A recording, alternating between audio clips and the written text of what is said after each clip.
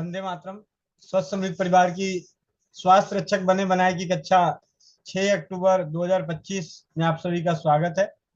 आज का सबसे महत्वपूर्ण दिवस शरद पूर्णिमा का दिन। आज के दिन की संक्षिप्त में अभी जानकारी, विशेष जानकारी इसी कक्षा के अंत में दी जाएगी।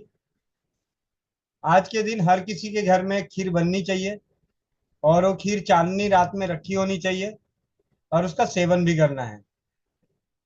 जिन्हें किसी तरह की समस्याएं हैं, शारीरिक रोग है, जैसे हृदय का रोग है, हाई बीपी है, उच्च रक्तचाप है, बात का रोग है, गठिया रोग है, दमा है, ऐसी तो जो भी औषधि आप सेवन करते हैं उन औषधियों को उस खीर में जरूर डालें बनने के बाद। हृदय रोगी अर्जुन की छाल जरूर डालें। दमा के रोगी, सांस के रोगी दालचीनी का पाउडर जरूर डालें। गठिया पेशेंट जो जोड़ों के दर्द से पीड़ित हैं वो मेथी पाउडर का जरूर उसमें डालें।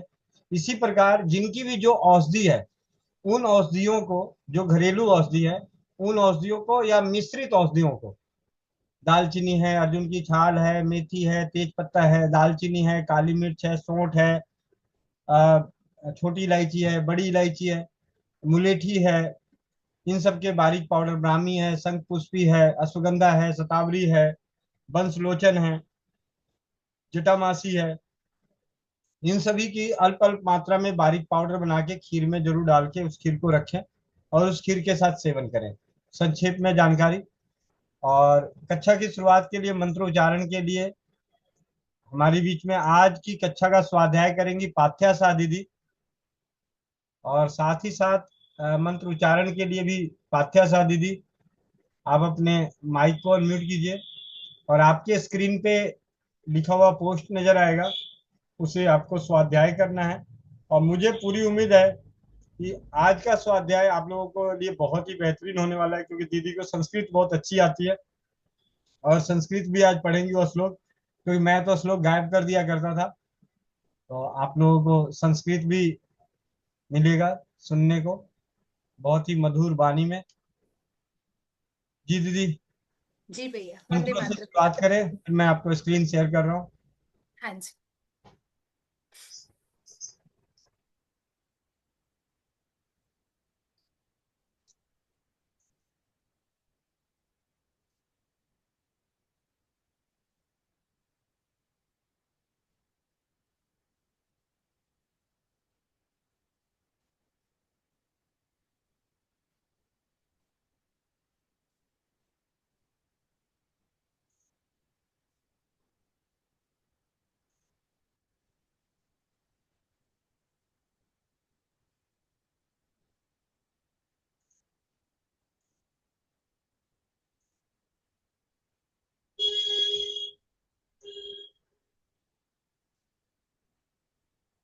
जी दीदी, मंत्रोच्चारण ठीक है।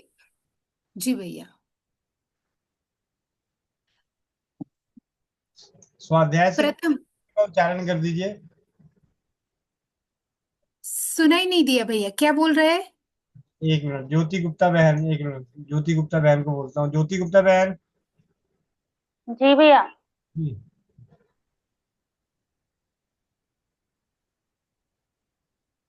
जी भैया।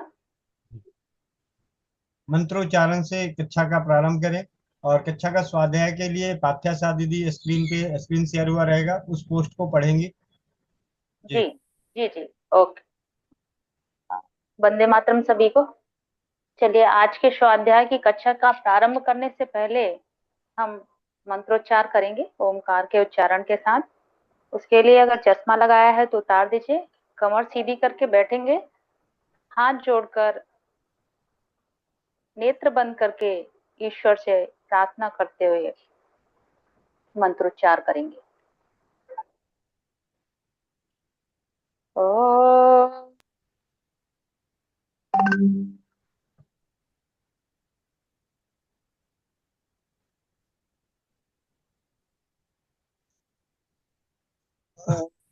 ओ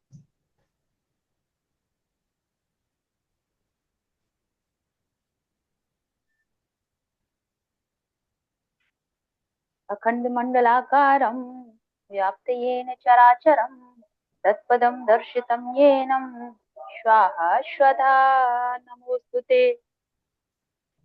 आपदाम् अहर्तारं दातारां सर्वसम्पदां लोकाभिरामं भूयो भूयो नमाम्यहम्। रामाय रामचन्द्राय रामभद्राय वेदसे रघुनाथाय नाथाय सीतयाः पतये नमः। नीलाम्बुजश्यामलं कोमलाङ्गं सीता समारोपितवामभागम् पाणौ महासायकचारुचापम् श्रीरामचन्द्रं शरणं प्रपद्ये। श्रीरामचन्द्रं शरणं प्रपद्ये।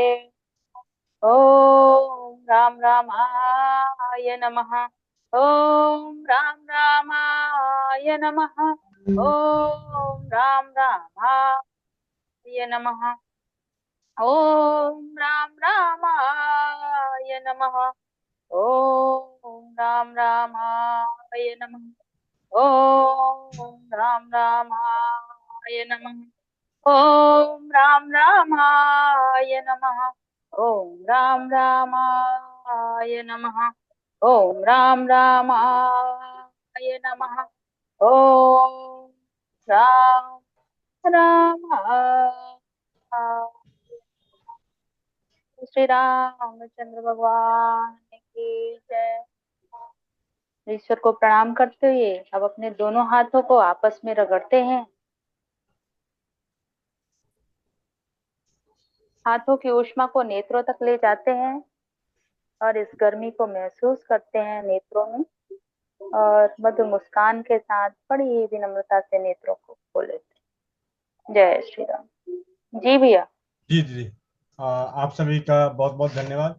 और आप सभी के लिए खुशखबरी है, हम जिस स्वरोदय विज्ञान की किताब को पढ़ रहे हैं, जिसके लेखक हैं, उनकी सभी 3 पुस्तकें का स्वाध्याय करने के बाद वो हमारे बीच होंगे चौपाल पर। वाह, बहुत बढ़िया। परम सौभाग्य रहेगा हमारा। तो उनके सानिध्य हमें मिलने वाला है, तो ये खुशखबरी है। तो लेखक ही हमारे बीच में होंगे। और आज की आगे की स्वाध्याय के लिए हमारे बीच गुजरात से जुड़ी हुई पाथ्या शाह दीदी। दीदी आपके स्क्रीन पे नजर आ रहा होगा। हाँ जी भैया। जी सभी को वंदे मातरम। स्वरोदय शुरू करो ना भैया। हाँ जी हाँ जी। स्वरोदय विज्ञान आज की तारीख 6/10/2025। हे सुंदरी, बाएं तथा दाहिने स्वर में 5 तत्वों का समावेश होता है। अब तत्व विज्ञान को समझे। यह 8 भांति का होता है। प्रथमे तत्व संख्यानम, द्वितीये श्वास संज्ञयः, तृतीये स्वर चिह्नाति, चतुर्थे स्थानमेव च, पंचमे तस्य वर्णश्च, षष्ठे तु प्राण एव च, सप्तमे स्वाद संयुक्ता, अष्टमे गतिलक्षणम्, एवं अष्टविधं प्राणं विषुवन्तं सचराचरम्, स्वरा तत्परतरम देवी नान्यथा त्वं भुजिक्षणे। पहला है तत्वों का योग, दूसरा स्वर की संधियां, तीसरा स्वर की पहचान, चौथा स्वर के स्थान, पांचवा स्वर का वर्ण, छठा स्वर का प्राण, सातवां स्वर का स्वाद और आठवां स्वर की गति। उपरोक्त प्रकार के प्राणादि वायु इस जगत में सदा ही रहते हैं। विश्वास करो कि स्वरोदय विज्ञान से बढ़ करके कोई विज्ञान नहीं है। निरीक्षत निरीक्षित निरीक्षितव्यं यत्नेन सदा प्रत्यूष कालतः काल कालस्य वञ्चनार्थाय कर्म कुर्वन्ति योगिनः। प्रातः काल से स्वरों के बहने अर्थात चलने की क्रिया देखते रहना चाहिए। योगी जन इस विद्या के द्वारा काल को ठगने का प्रयास करते हैं, अर्थात समाधि लेकर प्राण को छोड़ना इसी क्रिया का अद्भुत कौतुक है। अब तत्व ज्ञान यानी कि षण्मुखी मुद्रा के द्वारा श्रुत्योरंगुष्ठकौमध्याङ्गुल्यौ नासापुटद्वये वदनप्रान्तके चांगुल्ली अन्यद्याच्च नेत्रयोः। अपने हाथ के दोनों अंगूठों को दोनों कानों पर रख करके मध्यमा अंगुलियों के द्वारा नाक के छिद्रों को, अनामिका के द्वारा कनिष्ठा अंगुलियों के द्वारा मुख को, तर्जनी अंगुलियों के द्वारा आंखों को बंद करे। अस्यां तत्तु पृथिव्यादि तत्वज्ञानं भवेत् क्रमात् पीतश्वेतारुणश्च रुणश्यामैर् बिंदुभिर्निरुपाधिकम।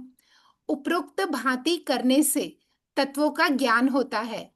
अब आप उपरोक्त क्रिया करेंगे तो बंद नेत्रों से ही प्रकाश का रंग पहचानने का प्रयास करें। आपको विभिन्न रंग दिखाई देंगे।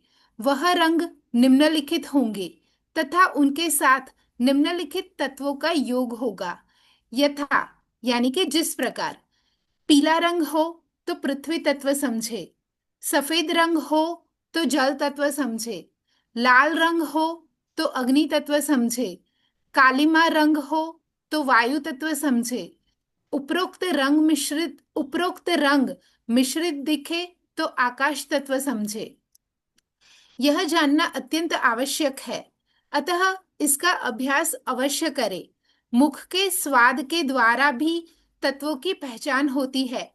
इस विषय में आगामी पृष्ठों पर प्रकाश डाला गया है। अतः तत्व ज्ञान यानी कि दर्पण के द्वारा। दर्पणेन समालोक्य तत्र श्वासं विनिक्षिपेत् आकारैस्तु विजनानीयात् तत्वमेव विचक्षणः। एक आईना लेकर उसे मुख के समक्ष करके उस पर सांस छोड़े। अब आप आईना देखेंगे तो आईने के ऊपर भाप की एक हल्की आकृति बन गई होगी। इस आकृति के द्वारा भी तत्व की पहचान की जा सकती है। चतुरस्त्रम च अर्धचंद्रम त्रिकोणम वर्तुलम स्मृतम बिंदुभिस्तु नमोज्ञेय माकारैस्तत्वलक्षणम। आईने पर बनी आकृति यदि चौकोर हो तो पृथ्वी तत्व समझना चाहिए। यही आकृति यदि आधे चंद्र की भांति हो तो जल तत्व समझना चाहिए। यह आकृति यदि तिकोनी हो तो अग्नि तत्व समझे। यह आकृति यदि गोल हो तो वायु तत्व समझना चाहिए। अतः तत्वज्ञान अर्थात अभी सांस के द्वारा बताते हैं। मध्य पृथ्वी ही यदश्चापर चोर्ध्व वहति चानलः तिर्यग्वायु प्रवाहश्च नभो वहति सक्रमः। तत्वों के अधिकार में होने के कारण तत्व की ही भांति स्वर भी चलता है। चल अर्थात चंचल चलता है। पृथ्वी तत्व युक्त चलने वाली सांस मध्य में चलती है। जल तत्व से युक्त होकर चलने वाली श्वास नीचे को बहती है। अग्नि तत्व से युक्त होकर चलने वाली श्वास ऊपर को उठती है। वायु तत्व से युक्त होकर चलने वाली श्वास तिरछी चलती है। आकाश तत्व से युक्त होकर चलने वाली श्वास दोनों छिद्रों से प्रवाहित होती है। आपः श्वेताः क्षिति पीता रक्तवर्णैः हुताशनः मारुतो नीलजीमूत आकाशः सर्ववर्णकः। पुनः समझाया गया है कि पृथ्वी तत्व का रंग पीला होता है, जल तत्व का रंग सफेद होता है, अग्नि तत्व का रंग लाल होता है, वायु तत्व का रंग काला या फिर नीला होता है और आकाश तत्व का रंग विभिन्न रंगों का मिश्रण होता है।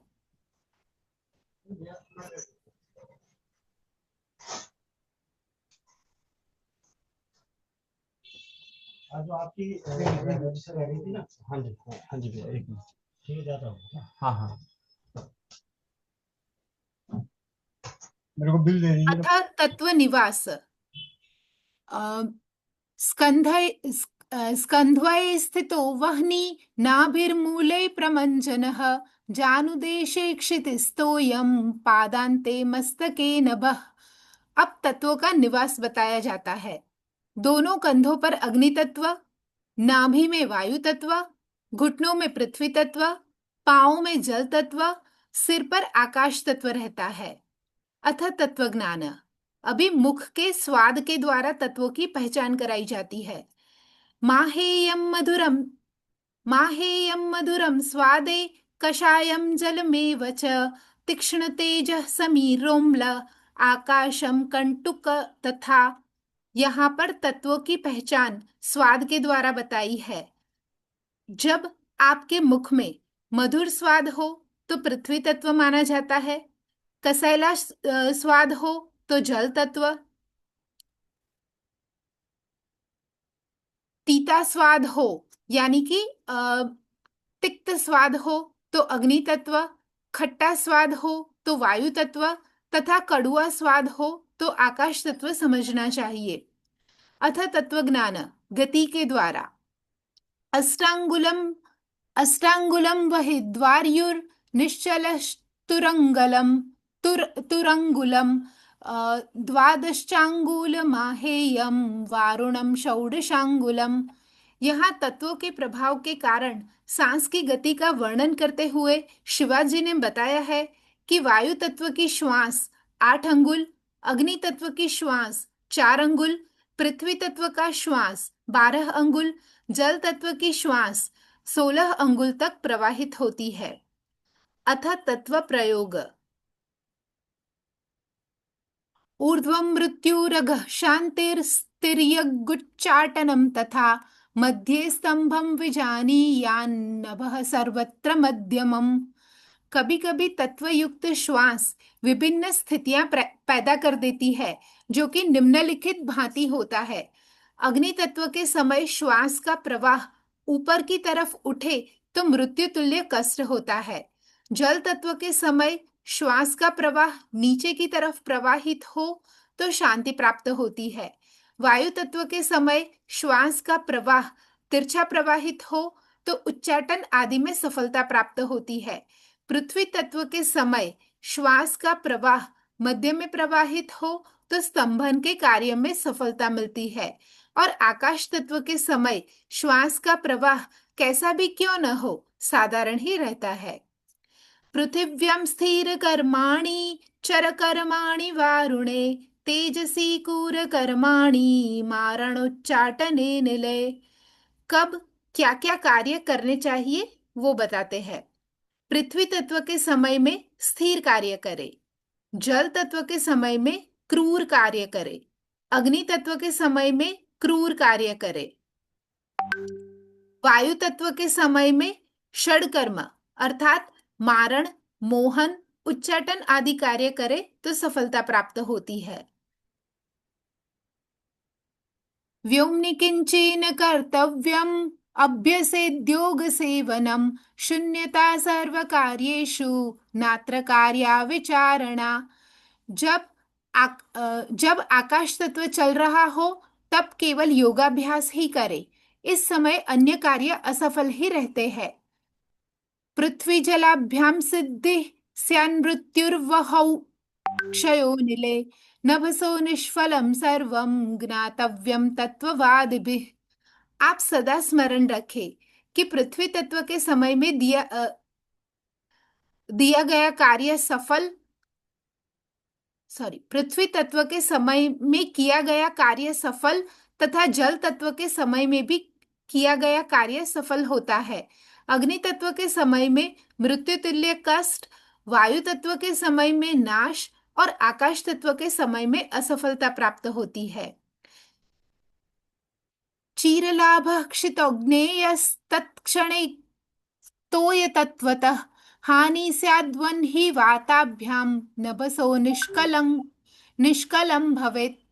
पृथ्वी तत्व के समय पर लाभ में विलंब होता है, जल तत्व के समय पर लाभ तत्क्षण मिलता है, वायु तत्व के समय पर हानि मिलती है, अग्नि तत्व के समय पर हानि मिलती है, आकाश तत्व के समय पर विफलता मिलती है। पीतः शनैर्मध्यवाही हनुर्यावद् द्वुरध्वनिः कविष्ण पार्थिवो वायु स्थिर कार्य प्रसाधक। पृथ्वी तत्व का रंग पीला होता है और प्रवाह मंद तथा ठोड़ी तक होता है। इस काल में स्थित कार्य करने से सफल होते हैं। अधोवाही गुरुध्वान शीघ्र शीघ्रगः शीतलस्थितः यह षोडशांगुलो वायु स आपः शुभ कर्म कृत। जल तत्व का रंग सफेद होता है और प्रवाह नीचे की तरफ होता है। इसकी गति तीव्र होती है और स्पर्श से ठंडा प्रतीत होता है। यह स्वर आवाज करता है। इसका प्रवाह 16 अंगुल तक होता है। इस काल में किए गए शुभ कार्य सफल होते हैं।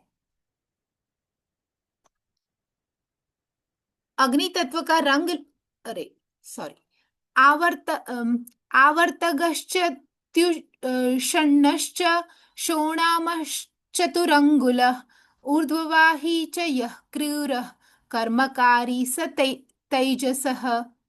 अग्नि तत्व का रंग लाल होता है और प्रवाह चक्र की भांति प्रवाहित होता है। स्वभाव से ही इसका स्वर गर्म होता है। इसका प्रवाह 4 अंगुल तक होता है और ऊपर की तरफ उठता है। इस काल में क्रूर कार्य सफल होते हैं। उष्ण शीतः कृष्ण वर्णास्तिर्यग् भैया किसी ने लाल ये सारा किया है।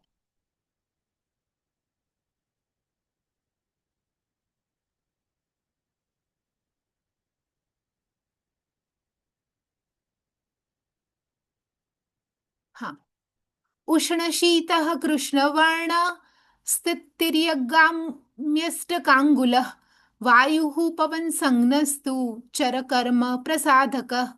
वायु तत्व का रंग काला या नीला होता है। इसका प्रवाह तिरछा होता है। यह भी स्वभावतः कुछ गर्म कुछ ठंडा होता है। यह 8 अंगुल तक प्रवाहित होता है। इस काल में किए गए चर कार्य सफल होते हैं। यह समीरः समरसः सर्वतत्त्वगुणावः अंबरं तं विजानीयाद् योगिनां योगदायकम्। उपरोक्त चारों तत्वों के रंगों का मिश्रण होता है आकाश तत्व में। यह योगियों के लिए अत्यंत सफलतादायक काल है। पिछले कुछ श्लोकों को पुनः प्रस्तुत करके स्मरण कराया गया है कि स्वर और तत्व का भेद कैसे किया जाएगा। सर्वप्रथम तत्व का रंग दर्शाया गया है जो कि आंखों के द्वारा देखा जा सकता है। विधि पूर्व में बताई जा चुकी है। तत्व का प्रवाह अर्थात तत्व के समय चल रही सांस की गति का वर्णन किया गया है। उक्त तत्व के प्रभाव से श्वास की कितनी गहरी और किस भांति की होगी। इसके बाद श्वास को स्पर्श करने पर उसकी अनुभूति कैसी होगी यह बताया गया है। कभी भी श्वास के चलते समय श्वास को नथुओं के पास उंगलियों के द्वारा अनुभूत किया जा सकता है। यह अनुभव विभिन्न प्रकार का हुआ करता है और इसी अनुभव को उपरोक्त श्लोकों में प्रस्तुत किया गया है। पीतवर्ण चतुष्कोणम मधुरम मध्यमाश्रितम भोगदम पार्थिवम तत्वम प्रदाहे द्वादशांगुलम। यहाँ पर पृथ्वी तत्व की विशेषता वर्णित की गई है। पृथ्वी तत्व का रंग पीला होता है। उसकी आकृति चौकोर होती है।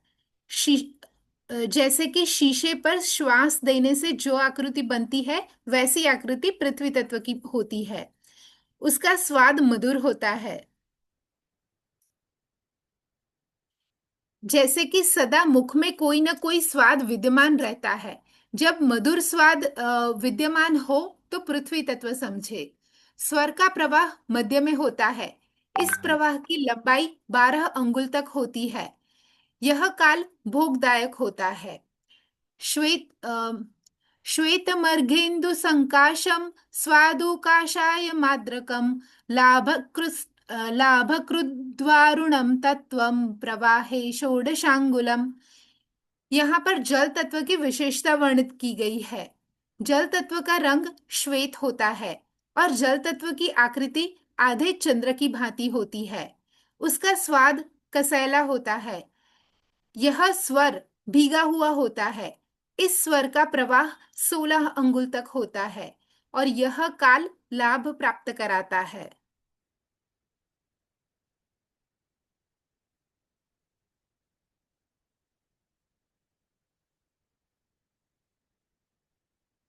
रक्तं त्रिकोणं तीक्ष्णं च ऊर्ध्वभागे प्रवाहकं दीप्तं च तैजसं तत्वं प्रवाहे चतुरंगुलम। अब यहाँ पर अग्नि तत्व की विशेषता वर्णित की गई है।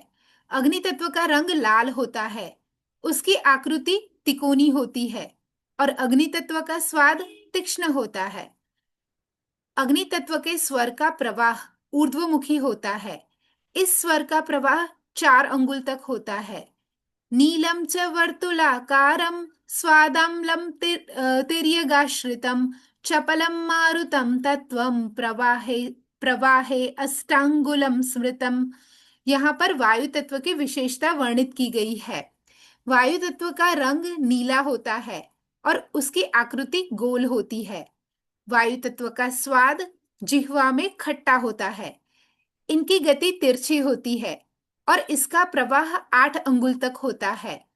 वर्णाकारे स्वादवाहे अव्यक्तं सर्वगामिनां मोक्षदं नाभासं तत्वं सर्वकार्येषु निष्फलम्।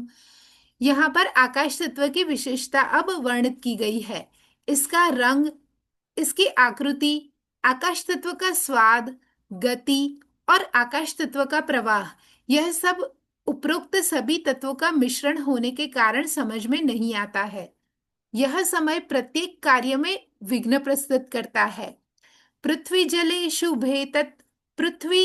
शुभे तत्वे तेजो मिश्र फलोदयम हनि मृत्यु करौ पुंसाम शुभौ व्योम मारुतौ।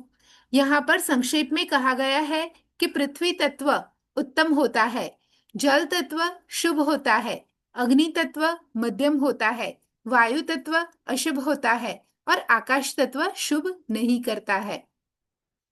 आपूर्व पश्चिमे पृथ्वी तेजश्च दक्षिणे तथा वायुश्चोत्तरा दिग्नेयो मध्ये कोणगतम नभः।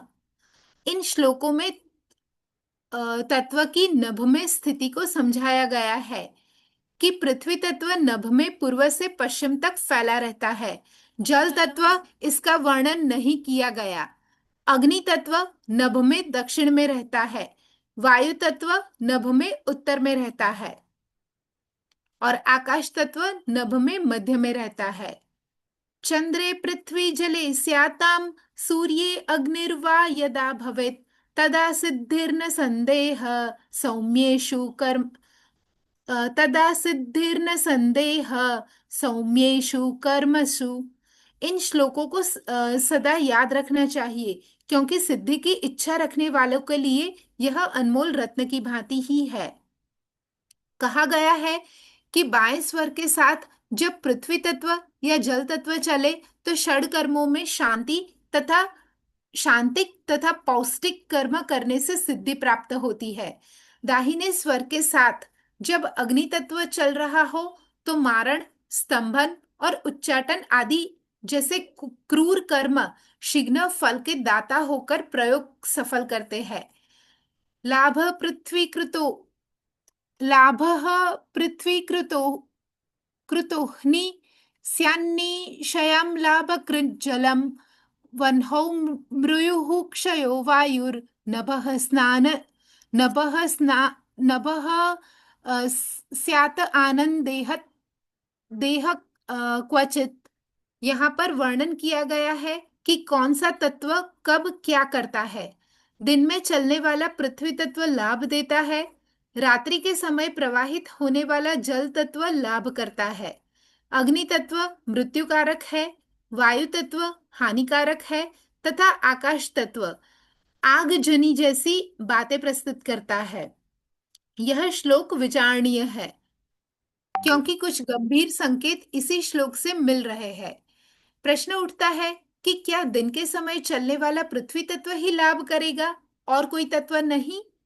तो उसके क्या रात्रि को जल तत्व ही लाभ करेगा? क्या अग्नि तत्व सदा मृत्युकारक ही रहेगा? क्या वायु तत्व सदा हानि देगा? और क्या आकाश तत्व सदा ही आगजनी करेगा? यदि ऐसा है तो एक आदमी कितनी बार मरेगा, उसका घर कितनी बार जलेगा, क्योंकि यह तत्व 2 दिन में कई बार प्रस्तुत होते हैं। इस विषय में विपरीत स्वर का विचार करके देखे तो शायद ऐसा संभव हो, अन्यथा यह बातें ही नहीं कुछ और बातें भी प्रश्न ही है जिसका विचार भूमिका में किया गया है। जीवितव्ये जीवितव्ये ला जीवितव्ये लाभे कृष्णां च धनकर्मणि मंत्रार्थे मंत्रार्थे युद्ध प्रश्ने च गमनागमने तथा। अब पृथ्वी तत्व चल रहा हो तो निम्नलिखित कार्य सफलतादायक रहते हैं। खेती का कार्य करे। जब पृथ्वी तत्व चल रहा हो तो खेती का कार्य करे, जीवन को सफल करने के लिए कार्य करे, जय के लिए प्रयास करे, लाभ प्राप्त करने के लिए प्रयास करे, धनोपार्जन करे, मंत्रार्थ करे, शत्रु का सामना करे, कहीं से आए और कहीं को जाए। पूर्व पृष्ठों में स्वर से संबंधित कार्य सूचित किए गए हैं। आप अभी तक समझ पाए होंगे कि तत्व भी स्वर के साथ रहते हैं, जो कि विभिन्न प्रकार के होते हैं। उपरोक्त कार्यों को स्वर में बताए कार्य से मेल करके विभिन्न लाभ प्राप्त करे। जैसे सूर्य स्वर में क्रूर कर्म और चंद्र स्वर में सौम्य कर्म कहे गए हैं।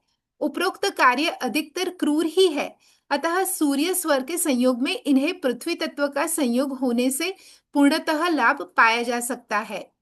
आपको लग रहा होगा कि यह विद्या अत्यंत कठिन है, लेकिन ऐसी बात नहीं है। यह केवल अभ्यास की बात है। जहां 4-5 बार अभ्यास किया, वहीं यह विधि बच्चों के खेल की तरह ही लगती है। विश्वास सबसे बड़ी कल्याणकारिणी औषधि है। इसे कभी भी खोना नहीं चाहिए।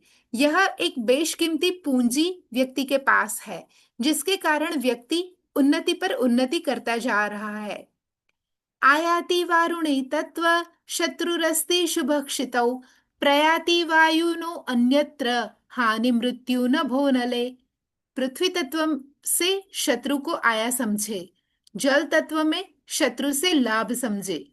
पृथिव्यां बहुपादा स्युद्विपद तयो स्युर्द्विपद तोय वायुतः तेजस्येव चतुष्पादौ नभसा पादवर्जितः।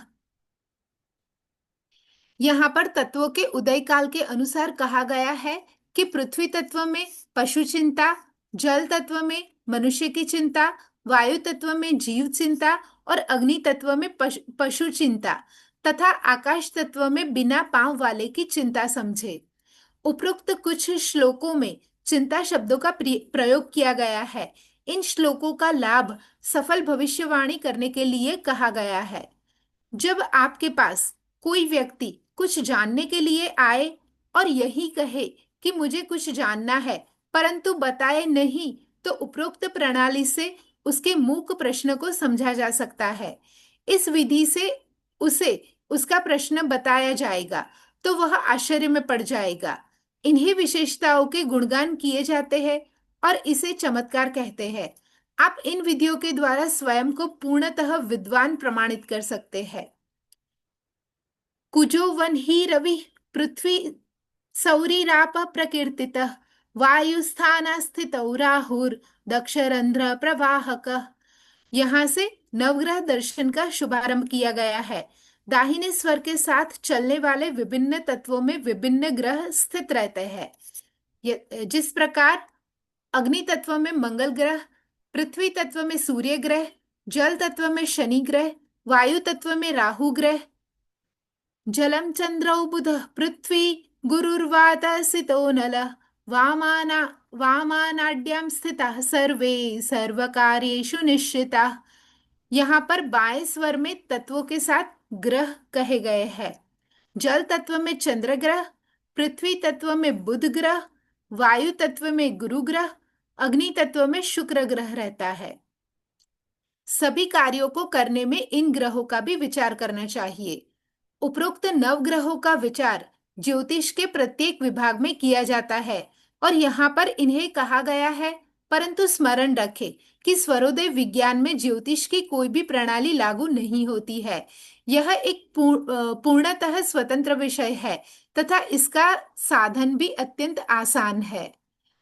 पृथ्वी बुधो जलम विदुः शुको वह्नि रविः कुजः वायुराहुषभि व्योम गुरुदेव प्रकीर्तितः।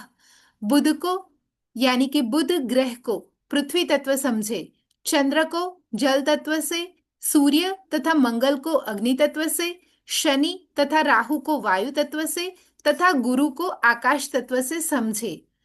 उपरोक्त श्लोकों में तत्व का ग्रहों से संबंध स्वर के संपर्क से कहा गया है। इस श्लोक में मूलतः ग्रहों का वर्णन तत्व से बताया गया है जो कि स्वर से स्वतंत्र है। यहाँ पर केवल तत्व की ही बात कही गई है और अग्नि तत्व में दो गर्म ग्रह बताए गए हैं, एक है सूर्य और दूसरा है मंगल। यह 9 होते हैं और तत्व 5 होते हैं। इसी भांति विचार किए जाने वाले स्वर 3 होते हैं। स्वर इस प्रकार है, इडा, पिंगला तथा सुषुम्ना। तत्व इस प्रकार है, पृथ्वी, वायु, अग्नि, तेज और जल। ग्रह इस प्रकार है, सूर्य, चंद्र, मंगल, बुध, गुरु, शुक्र, शनि, राहु तथा केतु। उपरोक्त राहु तथा केतु में से केवल राहु को स्वर विज्ञान में स्वीकार किया गया है। इसलिए कहा गया है कि पृथ्वी तत्व से बुध को समझे, जल तत्व से चंद्र को जाने, अग्नि तत्व से सूर्य तथा मंगल माने, वायु तत्व से शनि तथा राहु विचारे और आकाश तत्व से गुरु को समझे। विभिन्न तत्वों को उपरोक्त ग्रह क्यों सोचे, इसे आप स्वतः ही पूर्ण विवेचन से भली भांति समझ सकते हैं। आपसे पुनः कहना है कि स्वरोदय विज्ञान से पूर्णतः लाभ पाने के लिए आपको यह सब अभ्यास करके कंठस्थ कर लेना चाहिए। प्रवास प्रश्न आदित्ये यदि राहुर्गतिर्निले तदा सौचलितो ज्ञेय स्थान्तर अपेक्षते। आयाति वारुणे तत्वे तत्र वास्ति शुभक्षितौ प्रवासी पवने यंत्र मृत्युरेवानले भवेत्। यात्री से संबंधित प्रश्न करने के लिए जब कोई आए और जानना चाहे कि हमारा यात्री पता नहीं कहाँ है या क्या कर रहा है, तब आप स्वर तथा तत्व को परखें। यह परख क्या आप अपनी नाक तथा अपने मुख के द्वारा ही करेंगे। इस परख के द्वारा यदि दाहिने नथुए से सांस चल रही है और वायु तत्व का संयोग हो तो जाने कि वायु तत्व में शनि तथा राहु रहते हैं। अतः समझे कि सूर्य के साथ शनि तथा राहु का संयोग हो रहा है। अतः आप कह सकते हैं कि यात्री निरंतर यात्रा कर रहा है। वह एक स्थान से दूसरे स्थान को चला गया है और अन्यत्र जाएगा। इसे आप संक्षेप में समझ सकते हैं कि दाहिने नथुए से स्वर चल रहा हो और वायु तत्व हो तो यात्री की उपरोक्त भविष्यवाणी कर सकते हैं। इसी क्रिया के समय यदि वायु तत्व न हो बल्कि जल तत्व हो तो आप कहे कि आपका यात्री वापस आ रहा है। इसे आप संक्षेप में कह सकते हैं कि दाहिने नथुए से स्वर चल रहा हो और वायु तत्व हो तो यात्री की उपरोक्त भविष्यवाणी कर सकते हैं। इस विवेचन में केवल तत्व से फलादेश बदलेगा वही जाने। यदि तत्व पृथ्वी हो तो यात्री जहां गया था वहीं पर रुका हुआ है, ऐसा कहना चाहिए। इस भांति यदि अग्नि तत्व हो तो यात्री की इह लीला समाप्त हो चुकी है, अर्थात यात्री मर चुका है, ऐसा कहे। इस भांति भविष्य गणना करने से आपको कभी निराशा नहीं होगी। पार्थिवे मूल विज्ञानम शुभम कार्य जले तथा आग्नेय धातु विज्ञानम व्योमनि शून्यम विनिर्दिशित। अक्सर लोग गुप्त प्रश्न पूछते हैं, अर्थात बताते कुछ नहीं और फलादेश जानना चाहते हैं। तो ऐसी स्थिति में आप तत्व की परीक्षा करें और निम्नलिखित अनुसार प्रश्नकर्ता का प्रश्न समझे। पृथ्वी तत्व हो तो वृक्षादि से संबंधित प्रश्न हो सकता है। जल तत्व हो तो शुभ कार्यों से संबंधित प्रश्न कर सकते हैं। अग्नि तत्व हो तो वायु तत्व के विषय में प्रश्न हो सकता है। आकाश तत्व हो तो कोई प्रश्न नहीं है, ऐसा समझना चाहिए। तुष्टि पुष्टि रति क्रीडा जय हर्षोधरा जले तेजो वायवो तेजो वायवोश्च सुप्ताक्षौ ज्वरकंप प्रवासिनः गतायु मृत्युराकाशे तत्वस्थाने प्रकीर्तिता द्वादशैता प्रयत्नेन ज्ञातव्या दैशिके सदा। यदि कोई प्रश्नकर्ता अपना प्रश्न प्रकट कर दे तो निम्नलिखित अनुसार शुभाशुभ फल कहे। यात्री के विषय में पूछे तो तत्व को पहचाने। पृथ्वी तत्व या जल तत्व हो तो यात्री सुखी है। अग्नि तत्व या वायु तत्व हो तो यात्री दुखी है। अग्नि तत्व या वायु तत्व हो तो यात्री दुखी है। आकाश तत्व हो तो यात्री समाप्त हो गया है। पूर्वस्यां पश्चिमे याम्ये उत्तरस्यां यथा क्रमं पृथिव्यानि भूतानि बलिष्ठानि विनिर्दिशेत्। चारों दिशाओं में तत्व प्रबल रहते हैं, जैसे कि पूर्व में पृथ्वी, पश्चिम में जल, दक्षिण दिशा में अग्नि तथा उत्तर दिशा में वायु तत्व रहते हैं।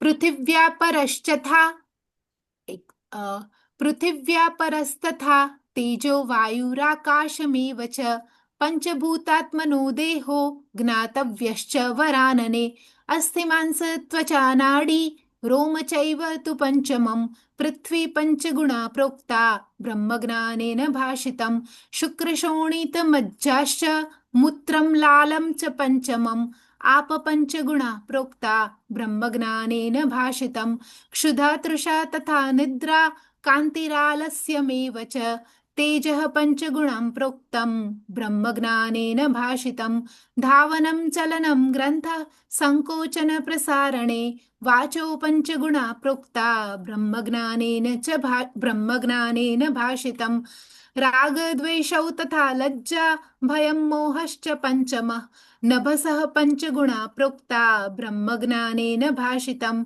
पृथिव्याः फलानि पंचाशच्चत्वारिंशति तथा अम्भसः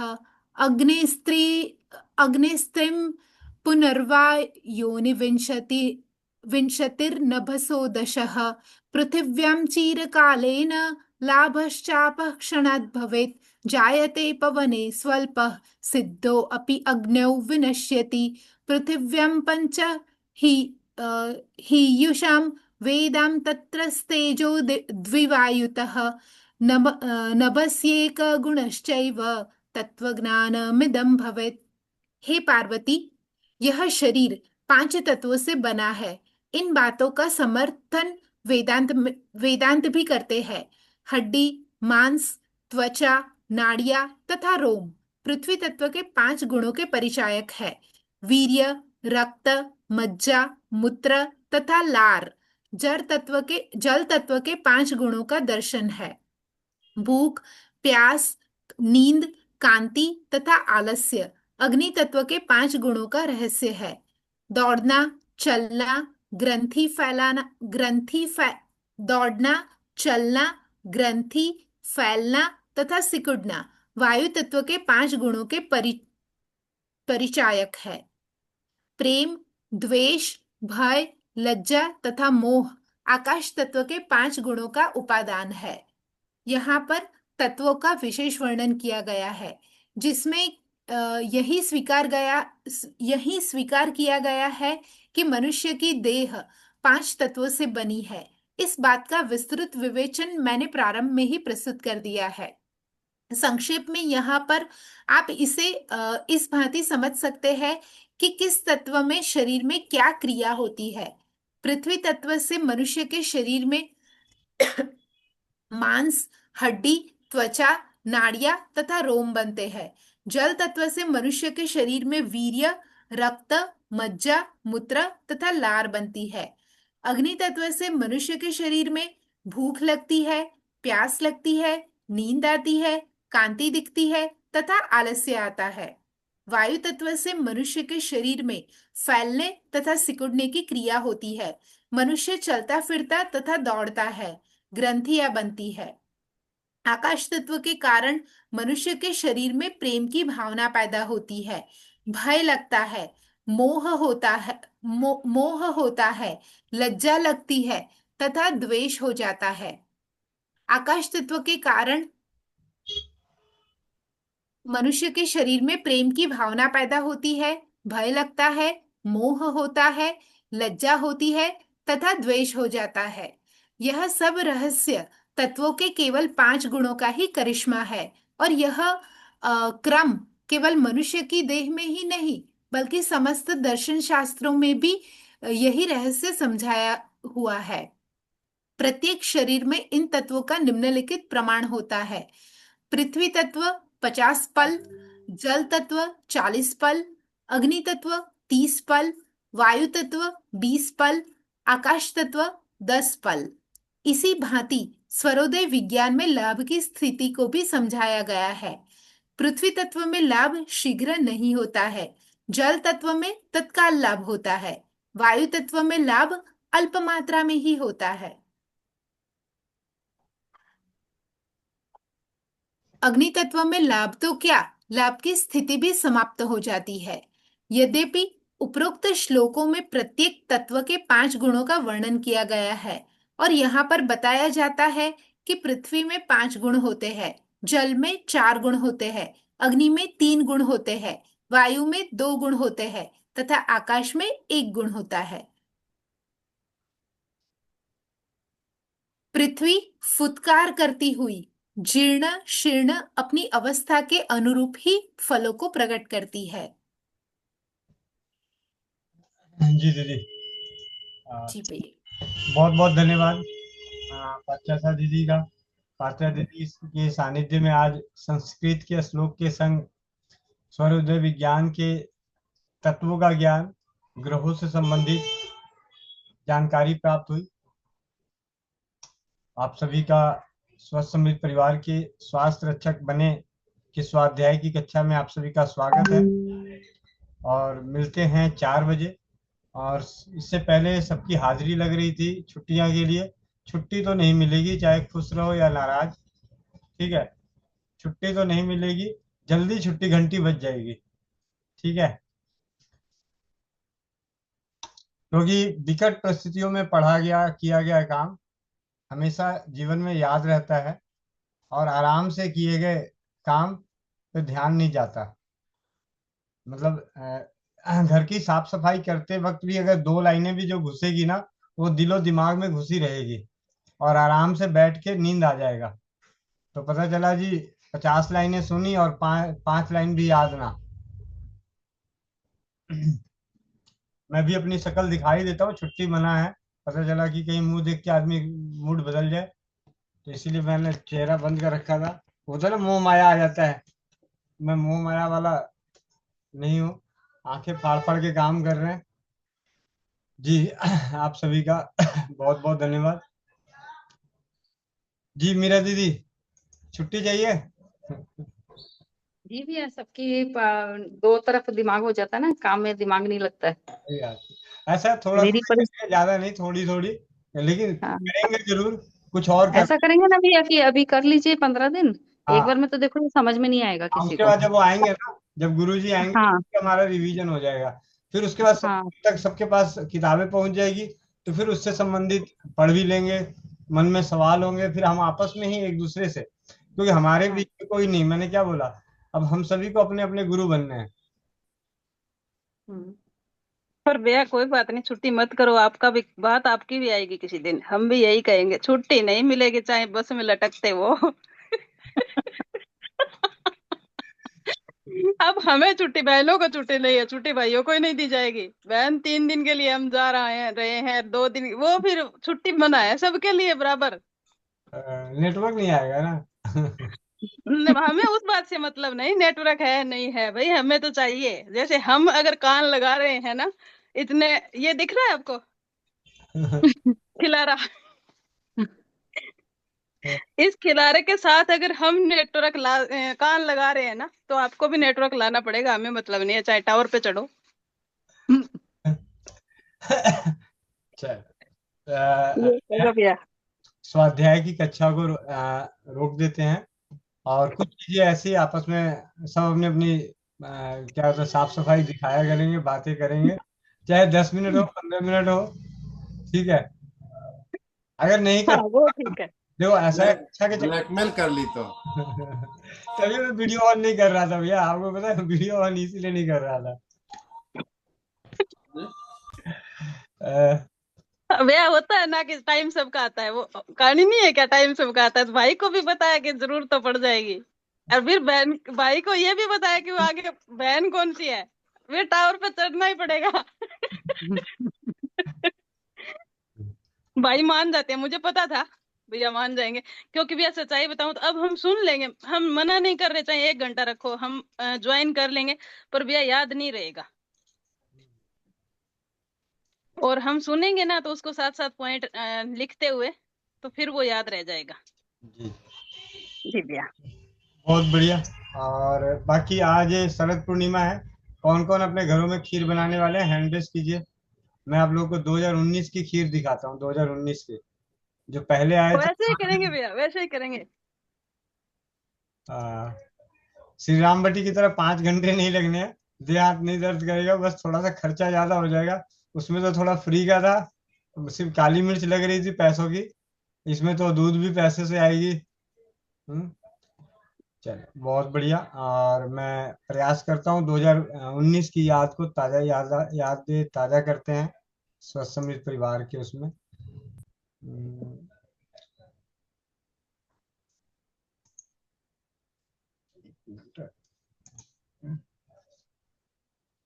चलिए, पहले तो मैं ये पोस्ट ही 2019 का पोस्ट है, आप इस डेट समझ लेना, 2019।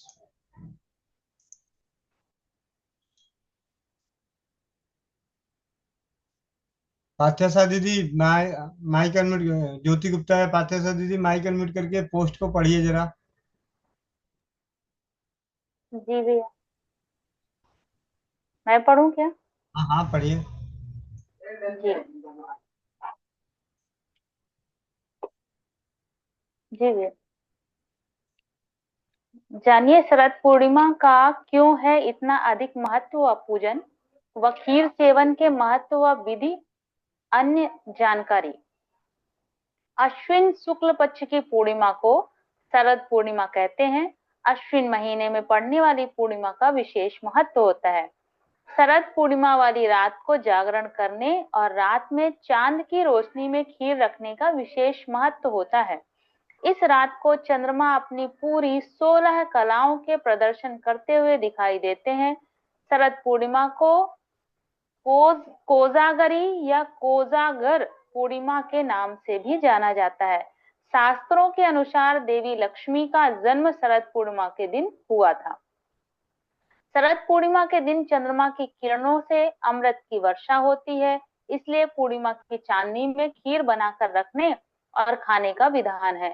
शरद पूर्णिमा की चांदनी में विशेष अमृतमयी गुण भी होता है, जिससे बहुत सी बीमारियों का नाश हो जाता है। पौराणिक मान्यता है कि इस खीर में अमृत का अंश होता है, जो आरोग्य सुख प्रदान करता है। इसलिए स्वास्थ्य रूपी धन की प्राप्ति के लिए शरद पूर्णिमा की रात खीर बनाना चाहिए। जबकि आर्थिक संपदा के लिए शरद पूर्णिमा को रात्रि जागरण का विधान शास्त्रों में बताया गया है। पूजा की विधि। इस दिन चंद्रमा की किरणों से अमृत पूजा की विधि। इस दिन चंद्रमा की किरणों से अमृत टपकता है और ये किरणें सभी के लिए बहुत लाभदायक होती हैं। शरद पूर्णिमा के दिन सुबह अपने पूर्वजों, माता पिता, गुरुदेव, इष्ट देवता का ध्यान करते हुए पूजा अर्चना करनी चाहिए। शाम में चंद्रोदय के समय चांदी या मिट्टी से बने घी के दिए जलाएं। प्रसाद के लिए घी युक्त खीर बना लें।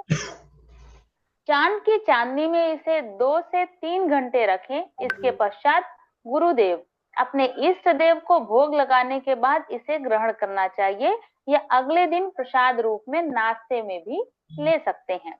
ज्योतिष के अनुसार पूर्णिमा का महत्व। ज्योतिष की मान्यता के अनुसार पूरे साल में सिर्फ इसी दिन चंद्रमा अपनी 16 कलाओं से परिपूर्ण होकर धरती पर अपनी अद्भुत छटा बिखेरता है।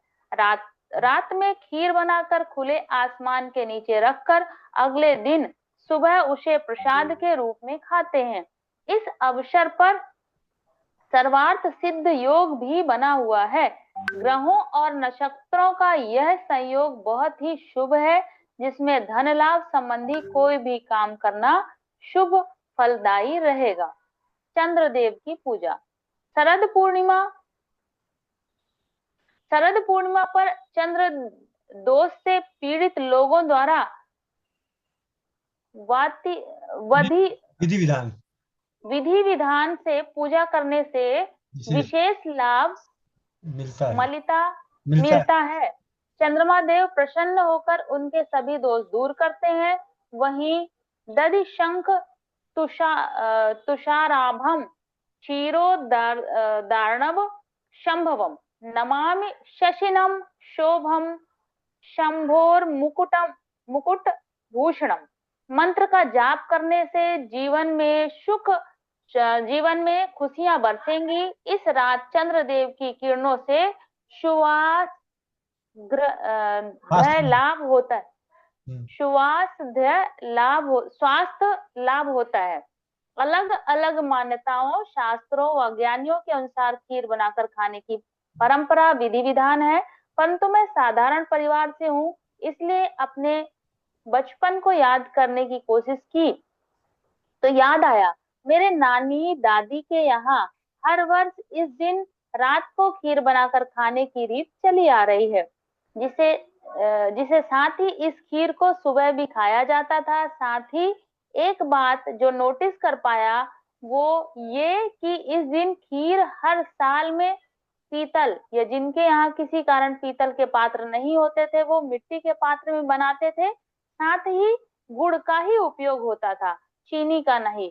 साथ ही मेरी दादी नानी हमें पूजा पाठ के बाद चांदनी रात में समय लगभग रात के 12 बजे के बाद का ही होता था, आंगन में बैठाकर बड़े प्यार से केले के पत्ते या मिट्टी की प्लेट में ही खाने को देती थी। आज जब इसके महत्व के लिए पोस्ट लिख रहा हूँ, अन्य ज्ञानियों के ज्ञान की नकल कर तो एहसास हो रहा है कि हमारी परंपरा रीति रिवाजों में स्वास्थ्य समृद्धि है तो विज्ञान व अर्थव्यवस्था को मजबूत बनाए रखने का ज्ञान विचार अंतर्निहित है। कई ज्ञानियों के लेख विधि विधान पढ़े, कोई अलग अलग औषधि व अलग अलग तरीके बता रहे हैं। मेरा मानना है परंपरा को जीवित रखें, उसे डर व व्यवसाय का साधन न बनाए। खीर बनाना व खाना जरूरी है ना कि उसे इस कद्र बनाने की विधि विधान हो जिसे करने वाला भी इंसान ना कर पाए। जो करने वाले में आस्था होगी वो विधि विधान से करेंगे, और जो नहीं उनसे इतनी ही विनती है कि खीर का सेवन जरूर करें, जिस प्रकार भी करें। प्यार व लग्न शुद्ध सात्विक से बनाया व परोसा गया हर भोजन अमृत तुल्य है।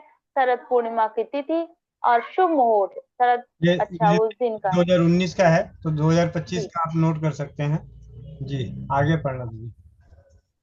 शरद पूर्णिमा का खास महत्व है। ऐसी मान्यता है कि इस दिन खीर को चांदनी रात में रखकर खाने से बहुत लाभ होता है। खीर के लिए विशेष तरह के बर्तन का इस्तेमाल करने की भी मान्यता है। विद्वानों के अनुसार खीर को मिट्टी या चांदी के पात्र में ही बनाए रखें। वहीं अगर उत्तम फल पाना है तो फिर इसे चांदी के बर्तन में बनाए या फिर बनाकर उसमें खीर डालकर चांद की रोशनी में रखें। शरद पूर्णिमा को चांद की रोशनी में क्यों रखी जाती है खीर? ज्योतिषाचार्य व आयुर्वेदाचार्य का मानना है कि चांदी धातु का संबंध चंद्रमा से जोड़कर देखा जाता है। खासकर मिट्टी और चांदी के बर्तन में खीर बनाने और रखने से अत्यंत लाभ मिल सकता है। शरद पूर्णिमा की रात को चांद की रोशनी के नीचे खीर रखने से वैज्ञानिक दृष्टिकोण से भी देखा जाता है। ऐसा माना जाता है कि इस दिन से मौसम में परिवर्तन होता है और शीत ऋतु की शुरुआत होती है। इस दिन खीर खाने को माना जाता है कि अब ठंड का मौसम आ गया है, इसलिए गर्म पदार्थों का सेवन करना शुरू कर दें। ऐसा करने से हमें ऊर्जा मिलती है। शरद पूर्णिमा के अवसर पर खीर खाने का ये महत्व क्या है? खीर के आयुर्वेदिक फायदे। शरद पूर्णिमा का चांद सेहत के लिए काफी फायदेमंद है। इसकी चांदनी से पित्त, प्यास और दाह दूर हो जाते हैं। दशहरे से शरद पूर्णिमा तक रोजाना रात में 15 से 20 मिनट तक चांदनी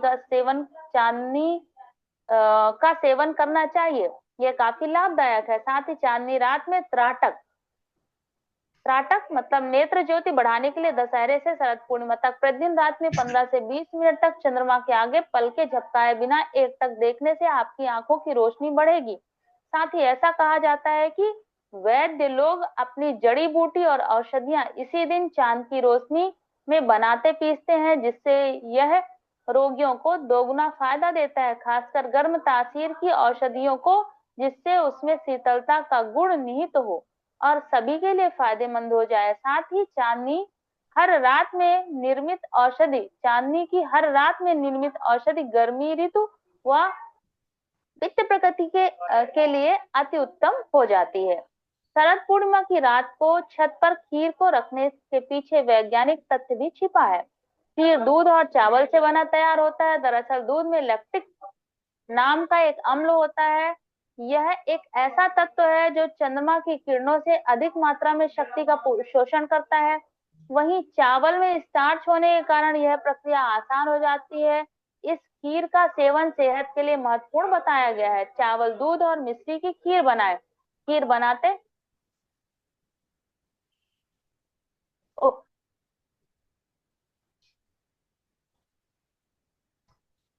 खीर बनाते समय एक मिनट। हाँ, खीर बनाते समय चावल, दूध और मिश्री की खीर बनाए। खीर बनाते समय उसमें कुछ समय के लिए थोड़ा सोना या चांदी मिला दें। खीर को कम से कम 2 घंटे के लिए चंद्रमा के प्रकाश में रख दें। उस दिन के लिए कोई अन्य भोजन नहीं पकाएं, केवल खीर खाएं। हमें देर रात को भारी आहार नहीं लेना चाहिए, इसलिए तदनुसार खीर खाएं। शरद पूनम की रात में रखी गई खीर को अपने पूज्यवरों को भोग लगाने के बाद अगले दिन प्रसाद के रूप में नाश्ते में भी ले सकते हैं।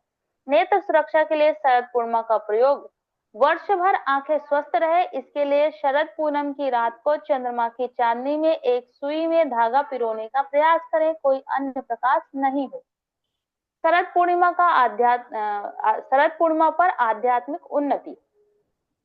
शरद पूनम रात आध्यात्मिक उत्थान के लिए बहुत फायदेमंद है, इसलिए सबको इस रात को जागरण करना चाहिए, अर्थात जहां तक संभव हो सोना नहीं चाहिए। इस पवित्र रात में जप, ध्यान, कीर्तन करना चाहिए। दमा के मरीजों के लिए,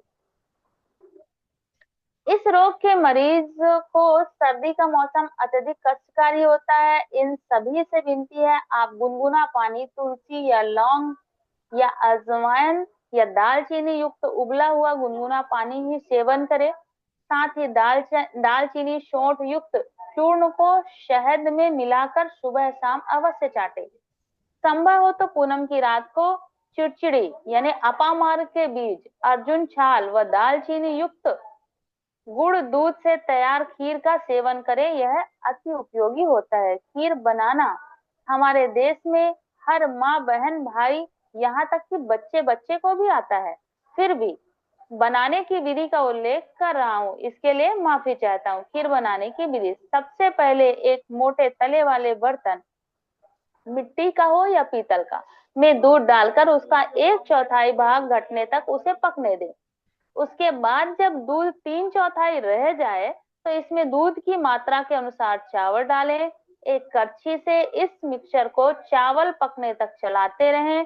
चावल अच्छे से पक जाने के बाद इसमें स्वादानुसार गुड़ खीर डालें, गुड़ या मिश्री डालें। कुछ देर बाद खीर में इलायची पाउडर और अपने सामर्थ्य के अनुसार मेवे डालें। इससे खीर का स्वाद व गुण धर्म दुगना हो जाता है। खीर को 5 मिनट और चलाएं, फिर गैस बंद कर दे। शरद पूर्णिमा पर प्रसाद के लिए आपकी खीर तैयार है। भोग लगाते हुए तुलसी पत्र जरूर डालें। भाई राजीव दीक्षित जी के सपने स्वस्थ भारत, समृद्ध भारत और स्वदेशी भारत, स्वावलंबी भारत, स्वाभिमानी भारत के निर्माण में एक पहल आप सब भी अपने जीवन में भाई राजीव दीक्षित जी को अवश्य सुने। स्वदेशी मैं भारत का ही हमारा अंतिम लक्ष्य है। भाई राजीव दीक्षित जी, मैं भारत को भारतीयता के मान्यता के आधार पर फिर से खड़ा करना चाहता हूँ, उस काम में लगा हुआ हूँ। आपका अनुज गोविंद शरण प्रसाद। वंदे मातरम। जय हिंद। जी जी भैया। जी जी, बहुत बहुत धन्यवाद। अभी मैं थोड़ी सी झलक 2025 की शरद पूर्णिमा के 2019 सोनागाछी एशिया का सबसे बड़ा रेड लाइट एरिया है। वहाँ पे 5 साल की, 8 साल की इतनी मासूम बच्चियां हैं जिनकी जिंदगी उस ब्रॉथल के अंधेरे में कैद होकर रह जाती है। कुछ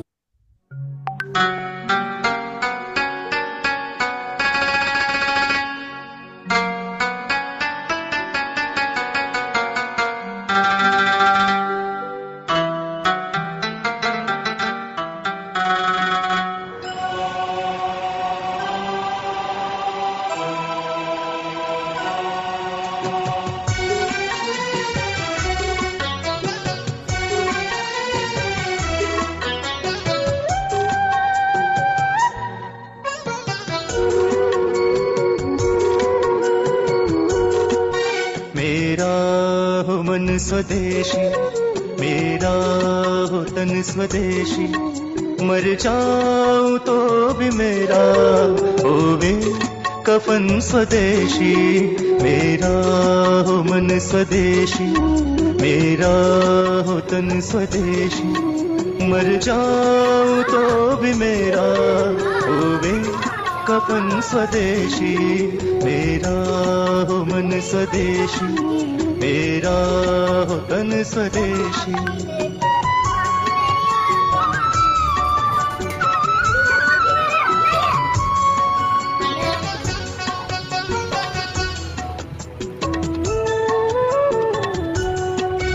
चट्टान टूट जाए, तूफान घुमड़ के आए, चट्टान टूट जाए, तूफान घुमड़ के आए, कर मौत भी पुकारे, कर मौत भी पुकारे, तो भी लक्ष्य हो स्वदेशी।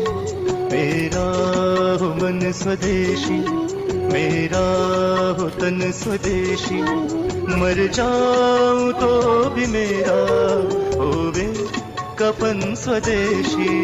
मेरा हो मन स्वदेशी, मेरा हो तन स्वदेशी।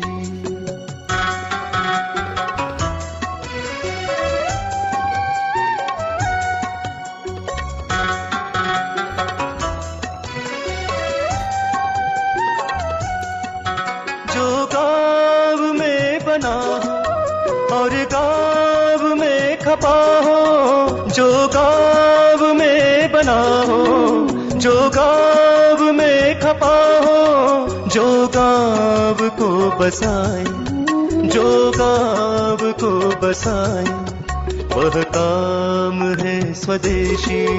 मेरा हो मन स्वदेशी, मेरा हो तन स्वदेशी, मर जाऊं तो भी मेरा होवे कफन स्वदेशी।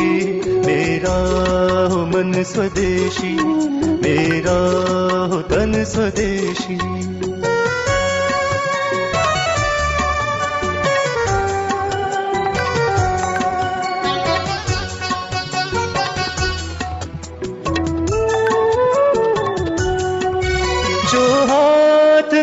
बना हो या गरीब से लिया हो, जो हाथ से बना हो या गरीब से लिया हो, जिसमें स्नेह भरा हो, जिसमें स्नेह भरा हो, वह चीज है स्वदेशी।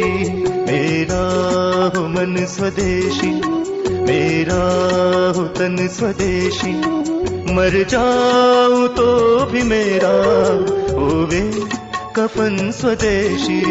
मेरा हो मन स्वदेशी, मेरा हो तन स्वदेशी।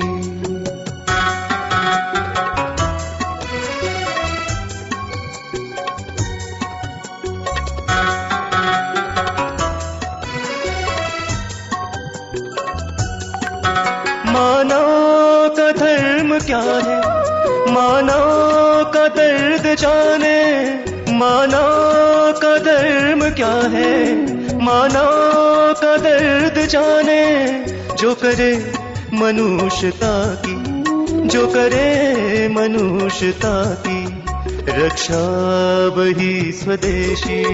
मेरा हो मन स्वदेशी, मेरा हो तन स्वदेशी, मर जाऊं तो भी मेरा होवे कफन स्वदेशी। मेरा हो मन स्वदेशी, मेरा हो तन स्वदेशी।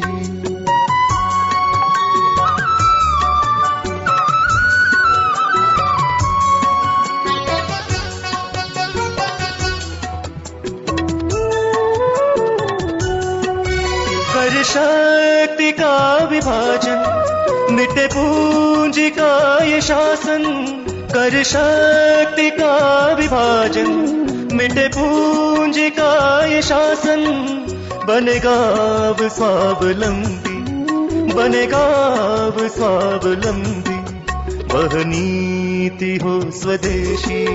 मेरा हो तन स्वदेशी, मर जाऊं तो भी मेरा होवे कफन स्वदेशी। मेरा हो मन स्वदेशी, मेरा हो तन स्वदेशी, मेरा हो मन स्वदेशी, मेरा हो तन स्वदेशी, मेरा हो मन स्वदेशी, मेरा हो तन स्वदेशी।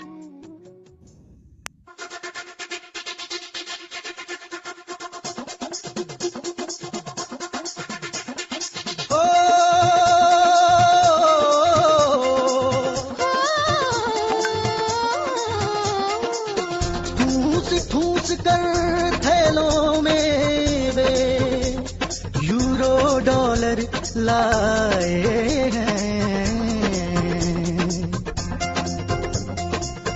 ठूस कर थैलों में वे यूरो डॉलर लाए हैं, ठूस कर थैलों में वे यूरो डॉलर लाए हैं। 7 समंदर पार से वे, ओ 7 समंदर पार से वे नमक बनाने आए हैं, 7 समंदर पार से वे नमक बनाने आए हैं, 7 समंदर पार से वे।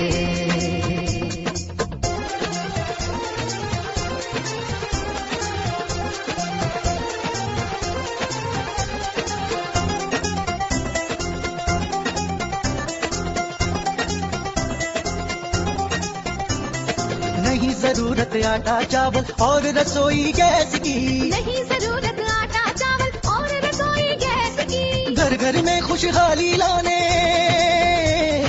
घर घर में खुशहाली लाने पिज्जा बर्गर लाए हैं, 7 समंदर पार से वे पिज्जा बर्गर लाए हैं, 7 समंदर पार से वे नमक बनाने आए हैं, 7 समंदर पार से वे।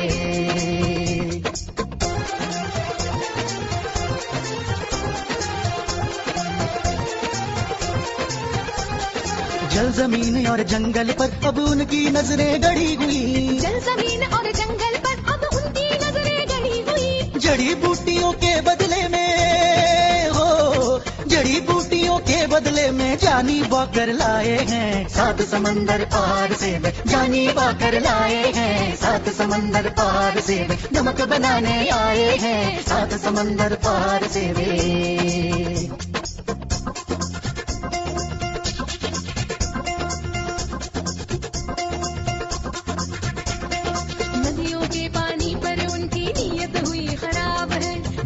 के पानी पर उनकी नीयत हुई खराब है। एटम बम से हमें डरा के हो, एटम बम से हमें डरा के नीम चुराने आए हैं। सात समंदर पार से वे नीम चुराने आए हैं। सात समंदर पार से वे नमक बनाने आए हैं। सात समंदर पार से वे।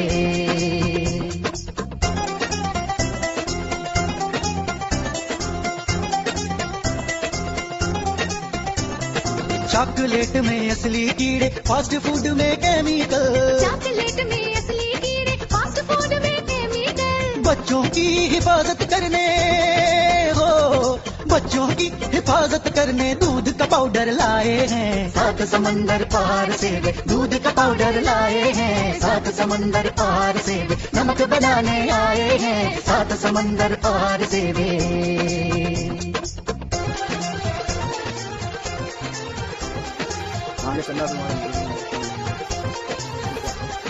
हमको देंगे बंदूकें, दुश्मन को देंगे मिसाइलें। हमको देंगे बंदूकें, दुश्मन को देंगे मिसाइलें। एक बार वे फिर से हमको,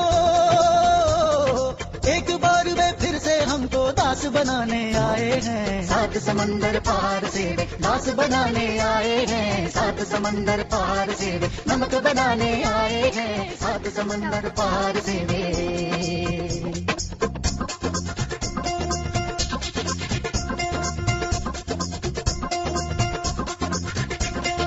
गली गली में उनके कॉलेज, घर घर में उनके चाकर। गली गली में उनके कॉलेज, घर घर में उनके चाकर। दूध दही के देश में यारो, दूध दही के देश में यारो पेप्सी कोला लाए हैं। सात समंदर पार से वे पेप्सी कोला लाए हैं। सात समंदर पार से वे नमक बनाने आए हैं। सात समंदर पार से वे।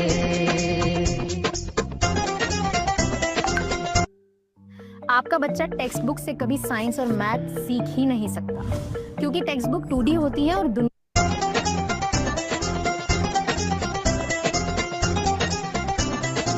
ठूस ठूस कर थैलों में वे यूरो डॉलर लाए हैं। भूखमरी से हमें बचाने, सुपर पावर हमें बनाने। ओ भूखमरी से हमें बचाने, सुपर पावर हमें बनाने। भेष बदल कर आए एक हैं। अंकल लेकर आए हैं। ओ भेष बदल कर आए एक हैं। अंकल लेकर आए हैं। वे सड़क बनाने आए वे हैं। बजट बनाने आए हैं। सात समंदर पार से वे नमक बनाने आए हैं। सात समंदर पार से वे नमक बनाने आए हैं। सात समंदर पार से वे पिज़्ज़ा बर्गर लाए हैं। सात समंदर पार से वे जॉनी वॉकर लाए हैं। सात समंदर पार से वे नीम चुराने आए हैं। सात समंदर पार से वे दूध का पाउडर लाए हैं। सात समंदर पार से वे दास बनाने आए हैं। सात समंदर पार से वे पेप्सी कोला लाए हैं। वे देश बदल कर आए हैं। वे अंकल लेकर आए हैं। वे सड़क बनाने आए हैं। वे बजट बनाने आए हैं।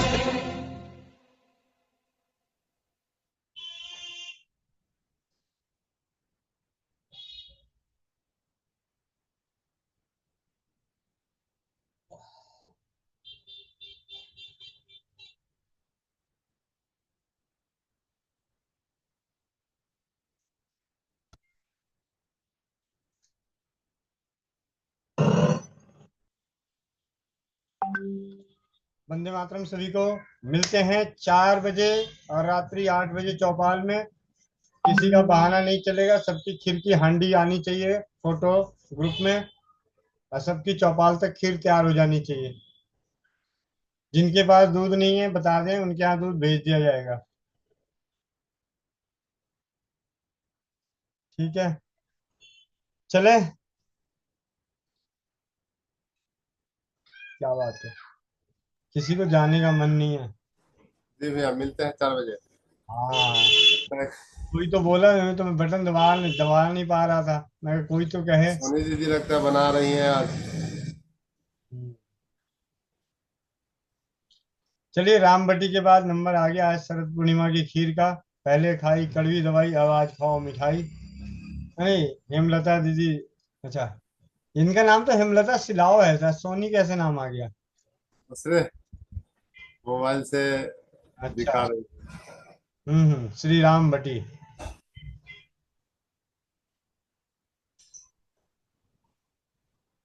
बहुत अच्छा। शरद पूर्णिमा के दिन दीदी का तैयार हो रहा है, दोबारा तैयार कर रही है मेरे ख्याल से, इससे पहले भी बना चुकी हैं एक बार।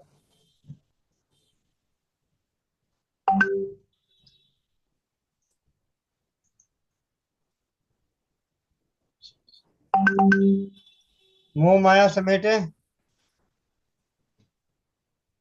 संजू यादव दीदी कह रही है, मेरे पास पीतल और मिट्टी का बर्तन नहीं है, जो बर्तन है उसी में बना ले, अपने हाथ पे मत बनाना। ठीक है। इस धनतेरस पे पीतल का एक बर्तन ले लेना। ठीक है भैया जी। ठीक है। वंदे मातरम, जय हिंद, जय भारत, जय राजीवाद। मिलते हैं 4 बजे 8 बजे चौपाल में।